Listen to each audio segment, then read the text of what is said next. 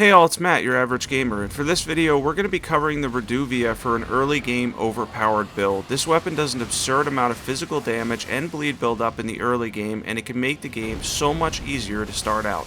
By the way, I did not forget about Double Slash. We'll be doing that one probably next week. I've actually been sick this week, but I've been trying to get a couple videos out that I really wanted to do, and a weapon that I pick up each time but never made an early game guide for that I can remember was the Reduvia, which ended up being incredible. First things first, we're going to pick the Bandit class. Why? Because the Bandit class is going to give us a class right away that has the stats for the Reduvia. That's a huge bonus right from the start. And then, for our keepsake, we're going to make sure that we pick the Golden Seed because it will give us an extra flask. By the way, at the next clip, we're going to meet up at Gatefront. When we meet up at Gatefront, it is northeast of where the starting point is once you're outside the dungeon. The reason we're going to start there is because we're mainly going to use the maps for this. Breeze this one along a little bit quicker so that it has a better flow to it and it's not as long. Once you're there, you'll talk to Melina. You can check what we have here, which is basically everything we started with. And then you want to equip the Spectral Steed because we're going to want to hop on our horse, grab the first map, and head towards the ravine in Agil Lake. In that ravine that we're going to be heading to in Agil Lake, that's where we get invaded by the NPC that has the Reduvia, drops the Reduvia. You can only get one per playthrough, but don't worry about a second one because we're going to be mainly building around its Ash Bloodblade. Yep, we'll be making the most out of the Ash Bloodblade because, especially when you make contact with the weapon, it's an incredible way to get bleed build up early in Elden Ring. And honestly, since we're going to be upgrading the weapon to +4, you're going to get an insane amount of physical damage bleed build up. This truly ended up being a really powerful early game build. That's where we started. We ended up at Gatefront, and then we're going to head straight down to the ravine to fight that NPC. We're going to have help with that fight, by the way. Once you get there, if you hang around for a little bit, Hunter Yura will come and help you with the NPC invader. And once you're down here fighting, which Yura takes about 20-30 seconds to show up, make sure that the NPC invader is focused on him, get in attacks when you can, and then when you're done with this fight, we're going to be heading into the cave in Agil Lake to meet Patches. And once we meet Patches, by the way, once we go into the cave, we're going to hang to the right. You could follow me. We're going to go directly towards him. We're going to get him to the point where he surrenders during the fight. And when he surrenders, he will open up as a merchant and we can buy things from him. That's going to be super helpful for us because we're going to want to buy a couple of things. Gold Pickled Foul Foot so we can farm the dragon in Caelid. There's going to be a rune farm in this video. But also, we want to grab Margit Shackle later on too because that item will allow us to stun the first boss, making the fight significantly easier. Alright, let's head in, take on Patches. I think I do end up getting beat up a little bit here because I forget that he can dodge Bloodblade. Some of the NPCs and stuff will be able to dodge that, but overall he ends up going down decently fast and we're able to get him to the point of surrender. And that's the goal here, right? To get him to around half HP. If you're new, that's the point here. And once he's at half HP and he does surrender, make sure you do not continue attacking because you don't want him to attack back or end up dying. And then at that point, you wouldn't be able to open him up as a merchant and buy things. Technically, if he dies, you can get his bell bearing and bring it back to the Roundtable hold where you can purchase the items. I think probably most of them are available, but I wouldn't take that risk or chance. Plus, he ends up being a merchant later on and updates his inventory, so just get him to surrender and then we'll turn him into a merchant and go from there. At the end of the day, he can be a little bit of a pain if you're just using Bloodblade, so I eventually went up to him and went for the physical attacks to make sure I got hits in, and normally he's around half health, he has a little bit less. At this point though, just wait, he'll surrender, and then the option will come up and you're going to forgive him. Once you forgive him, you're going to reload the area and head back into the cave towards Patches, which will allow you to open him up as a merchant. Sell anything additionally you have, try to get 2 or 3 gold pickle foul foot, and then of course remember that he also sells Margit Shackle because we'll be grabbing that later in the video. After all this is said and done, I ended up trying to sell something here. You don't have to sell the short bow. I think I sold the buckler shield because I didn't need it. I wasn't going to use a shield for this build video because we're mainly going to be using Bloodblade. And whatever you need to get 2 or 3 gold pickled foul foot, remember that item as I mentioned there is Margit Shackle. And then we're going to be jumping into the transporter trap so we can grab the second map in Limgrave. And once we go through the transporter trap, be aware of the giant rune bear. These are very tough early game enemies. I end up aggroing the first one, by the way. He ends up following me. I was able to get away from him, thankfully. There is a cookbook near him, but past him, more importantly, is the second map for Limgrave. And further past that, eventually I'm going to show on the map, is going to be the Third Church of Marika. That's going to be important for us because that has our Wondrix physics, it has a sacred tier, and it allows us to head towards the direction of Caelid where we can start farming runes. And that's going to get us the levels we need and whatnot, and once we have those levels, trust me, this build is going to completely destroy the first two main game bosses. At the end of this video, I show both bosses, and it ends up doing an incredible amount of damage. And now, since we headed straight north from where we grabbed the map, we're grabbing the Third Church of Marika's Sacred Tear, the wondrous physics that's here as well. We can rest at this site of grace, and on top of that, afterwards, as mentioned, we can head towards Caelid. Make sure you grab every site of grace that you see me grab. If you see any additional sites of grace along the way, since this is kind of a general guide to get you a really overpowered bleed weapon early and do a lot of damage, make sure you grab everything along the way that you see, because I didn't go into the smaller details in this video as we're mainly making a powerful build. You can upgrade your flask too if you want to at any site of grace. As you move along, you'll see the golden trees. Make sure you pick up as many golden seeds as possible, and most of the churches in the game also have sacred tears. That's how you upgrade your flask too. And continue on towards the Spirit Springs, and once we go up these Spirit Springs, the second one can bring you all the way up to the top. You're going to see red on the map, or red right in front of you. You're going to hang to the right and head towards that direction, because that's going to be Caelid, where we're going to be doing the next couple of steps. Yeah, this early game guide ended up coming out way better than I expected. The Reduvia can do a lot of damage. I pick it up each time because I end up going to patches for most of my builds. I never thought about really building around it or turning it into an overpowered early game build, and I ended up being surprised at how good it was. Alright, the next step is to the right of Rotview Balcony, the first site of grace that you're going to grab in Caelid towards where we headed. There's a fort. You cannot miss it. You can see it from a mile away. You're going to follow me from that site of grace because we're going to be grabbing our first buff, Flame Grant Me Strength. That boosts both physical and fire damage by 20% each. Now, we're not going to be doing fire damage, but Bloodblade is purely physical damage. It's physical damage and bleed buildup, so it will boost that part for us, making our build even better.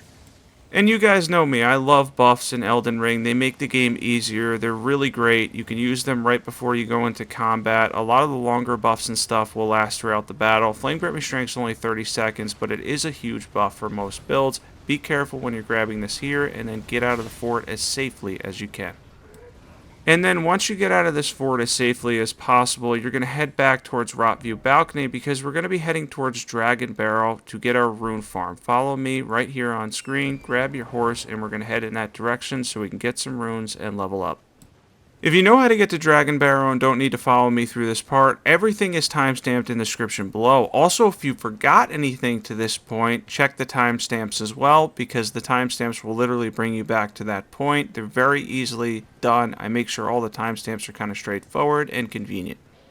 And now that we've gone over timestamps and making sure that you check every description on my video because it can help you as far as going back or going forward to where you need to be, follow me towards Dragonbarrow. We're going to be grabbing the map there and heading towards that dragon that's going to give us a lot of runes. Yes, it's probably one of the longest parts in the video just because I wanted to make sure you know how to get to Dragonbarrow in that general direction. It can be a little bit confusing, especially since generally speaking you need to make this gap and jump across, and then now we're in Dragonbarrow, the other section of Caelid. Keep in mind, Caelid is scaled significantly higher than your base level at this point, so be careful while you're out here. Make sure you grab the Sites of Grace, make sure you grab the map, and we're going to head towards that dragon that involves very little fighting and just a couple minutes of your time per each time you kill the dragon, because this dragon's actually glitched and you can continuously farm it. And now that we grab that map, we can speed things up a little bit because I'm going to show you on the map. You're going to follow this direct pathway all the way up here until you see this fort in the background, and you're going to grab that specific Site of Grace. And then we're going to use a gold pickled foul foot once the dragon's down to low HP. But the important part is here is as the dragon animation, the dying animation starts for the dragon, you're going to book it back to the Site of Grace behind you, and you're going to rest at that Site of Grace, and it's going to cheese this dragon. Two things to note. One, if you use the Astrovort Bloodblade, it can speed up the process if you switch over to FP. And two, make sure that you're able to get back in time. You can actually do the last hit on the horse. And make sure you rest at this Site of Grace beforehand or one in Caelid so that you go back to the Roundtable hold first. Yeah, the animation when talking to Melina can actually stop you from being able to farm this dragon. Follow me directly on screen as we're going to start leveling up things, and our main focus here is going to be Mind, Vigor, Endurance, and then Dexterity and Arcane. The Dexterity here is going to give us decent damage, the Arcane some bleed build up and damage, and then we want a little bit of Mind, Endurance, 15 Vigor minimum, and then of course 15 Faith so that we can use our buff, Flame Grant Me Strength. And that's the first set of levels complete. Make sure they're exactly what you see here on screen because that's going to give you good damage right there. And then I'm going to show the second, third set of levels, and then of course how far we are to this point if you want to check that out. I let the dragon die on the third time, but if you want to keep farming it, just match your levels here. We got to level 46 and we're 31 minutes into the game. The next part's going to take us to Liurnia of the Lakes, and we're going to skip Stormville Castle for now. So we're going to go from Gatefront north to Stormhill Shack, then to the Finger Reader here, and the pathway around the castle. And the pathway is fairly straightforward. It has literally one direction. You can't go anywhere. If you were actually to go anywhere else, you'd probably go off the cliff entirely. So just follow that pathway directly. It's a little bit long, but it leads you around to Liurnia of the Lakes, which will lead to the next steps for this build and video. And now that we're at Liurnia of the Lakes, make sure in the church next to you that you grab the Sacred Tear. Afterwards, we're going to be heading down the pathway towards the lakes as we move forward because we want to upgrade our weapon to +4. This is where the build starts to get more exciting and we start to get the foundation for something that's going to be really strong like you saw in the introduction clip. By the way, that introduction clip is exactly how this build's going to turn out, and I can't wait to show it off because it turned out to be a really good one. Head down the pathway towards the lakes. At this point, it's only one direction that you can go in once again if you don't want to fall off a cliff, and then you're going to grab that first site of grace, Liurnia Lake Shore, and look at the map icon because that's what we're going to be heading towards. That's the big thing here. Make sure that you grab all the maps along the way. Whenever you see that map icon, I mentioned it earlier, make sure to grab them because it's going to make life so much easier, and not just for this guide, but for any guides you're following for Elden Ring in the future. The map makes things substantially easier. You may see streamers and whatnot running through the game without the map, but that's because they know where they're going. If you're new, if you haven't played the game much at all and you're just starting a second or third character, I still recommend grabbing them. It's just so much easier to follow that way and move forward. Next up, we're going to be continuing to head north. If you keep going north, you'll run into the second map icon, which is where we're at now. We're going to pull that up and show you exactly where we are. And we're going to be heading towards that third map icon too, because that final map icon is right where we need to be to grab the Somber Smithing Stones to upgrade our Reduvia to +4 and turn this into a really powerful build. And that's where we're heading. Continue northwest until you get to Sorcerer's Isle. After that, the map icon will show, and you're going to grab that exact map icon, and you're going to continue to head north from there. Quick side note, if you want your weapon to +5 instead of +4, I believe there is a Somber 5 in Gale Cave, I think it is, but it does take 4 stone sword keys to get there, so at the end of this video, if you want to look up Gale Cave, you can then, if you can get 4 stone sword keys, upgrade it to +5. I did not go that route personally because I didn't want to go through so many stone sword keys early, especially since you're going to need them to unlock several different things, and by the time you get to the mid-game, Somber 5s and 6s are very easier to find. That's where we are on the map right here. We're going to head north a little bit, and we're going to meet Iji, who's going to sell us Sombers 1 through 4. Make sure you have enough runes if the dragon's still alive, which is what I recommended to continue to farming it, even though I killed him on the 3rd try. I would recommend anything really just to make sure you have around 10, 12,000 runes, whatever you need here, so that we can buy Somber 1 through 4 and then upgrade the Reduvia to +4. This is ultimately going to make a huge difference in damage. Upgrading your weapon is a huge deal, and now that we have around 15, 20 dexterity, 20 arcane, whatever we have, we can do a substantial amount of bleed buildup and damage with Bloodblade, which is what we're going for here. Now make sure you grab 1 of each Somber Stone available. You can grab all of these later on if you want to stack them, because 3s and 4s are a little bit harder to come by till later in the game, but we just need 1 of each one, and then we're going to upgrade the Reduvia to +4, and we're going to get a lot of damage out of this weapon, and it's Ash. And more importantly, we're going to continue building this because we're going to need the Golden Vow Ash of War and a couple talismans, and making sure that we get a substantial amount of damage and bleed build up out of a very powerful weapon. The next one's going to be our first talisman. Check on screen right here. We're going to be going to Stillwater Cave in the lakes. And once you're at Stillwater Cave, I'm not going to show you the whole route because it's a fairly straightforward cave. Just make sure that you have the lantern. The first merchant there in the lakes will sell it, or any torch, or basically anything, because it is relatively dark. And then we're going to take on the boss here in this cave at the end of it to get our first talisman. This talisman, the Rotten Wing Insignia, will actually allow us to build up on successive hits with our regular hits for the dagger. It won't impact Bloodblade, however, if you make contact with Bloodblade, you can, I believe, proc it that way. It is a nice talisman to have for a dagger setup. Make sure you equip your talisman in the talisman slot. Eventually we'll be getting a second talisman too here in short order, and when we get the second talisman, that's actually going to be the better one for Bloodblade, and there it is right there on the map in Stillwater Cave. Make sure you grab the lantern from that merchant if you have difficulty there. And next up, check this out on the map right here. We're going to go from Stormhill Shack to the east of it, I believe it's east, and we're going to grab the Golden Vow Ash of War. That's our second buff that's going to help us with damage and a little bit of defense too. He's very easy to take down with Bloodblade, and now that we have all those levels, we can easily take down that knight. Normally at base level, he can be relatively tough. We're going to grab the Golden Vow Ash of War right here, and eventually we're going to put this on a dagger for another buff for our build. And for talisman number 2, we're going to be going for the Blue Dancer Charm. You can check it out on the map right there at High Road Cave. This is going to increase physical damage with the lesser equipment load that you have, with the biggest threshold being under 8. If you can get your equipment load under 8, it'll increase your damage by 14%. Now that only applies to physical damage. This cave can be a little bit difficult to get through. It does involve some platforming, so be patient. You will get through it, I have no doubt about that. It's relatively straightforward, but there is some platforming involved, and then I'll show the strategy on the boss. He's immune to bleed, but he takes good physical damage if you aim at his ankles.